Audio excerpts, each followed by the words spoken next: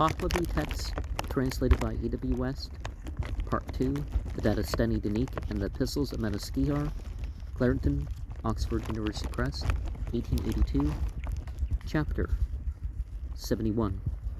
As to the 70th question and reply, that which you ask is thus: is anything which happens unto men through fate or through action? Is exertion destiny or without destiny? And does anything devoid of destiny happen unto men? Or what way is it? As to that which they say, that when a man turns unto sinfulness, they ordain anew a new death. As to that which they say, that anything which happens unto men is a work of the moon, and every benefit is connected with the moon, and the moon bestows it upon worldly beings, and as to what way the moon does this, and bestows all benefits, order someone to decide the literal explanation of how and why, what it is, by the will of the sacred beings.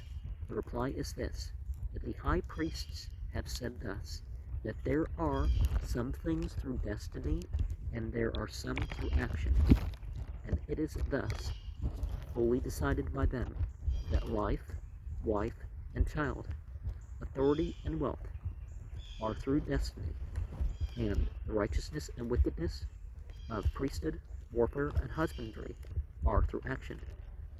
And thus, too, is thus said by them, that which they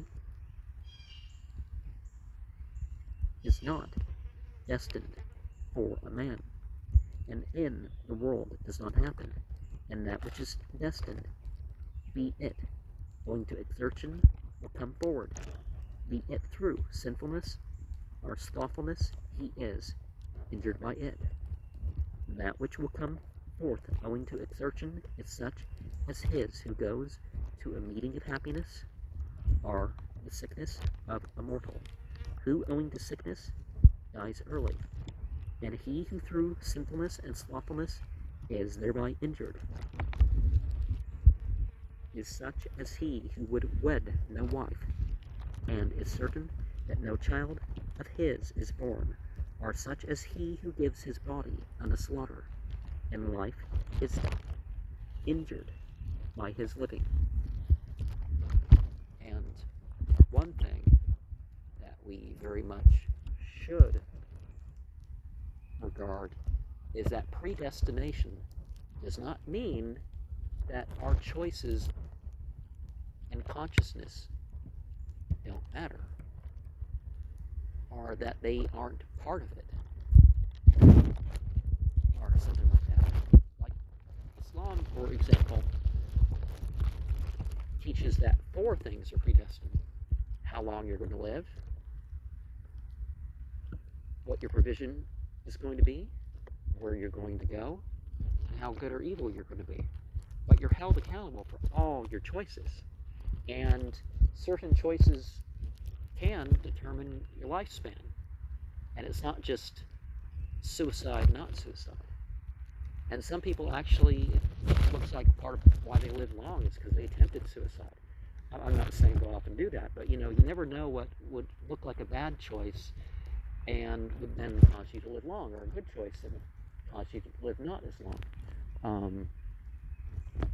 Let's just focus on making the best choices of consciousness and all that. Certainly, you can't just will yourself into being rich, but, are you going to get money for working overtime that you wouldn't have if you chose not to work overtime? Yeah.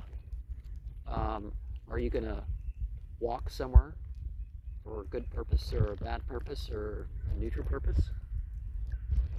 Because you've chosen to do such? Yeah. And definitely how good or evil you're going to be is a compilation of a bunch of choices. There's not one chance of life. There's millions. And they just add up in one way or another.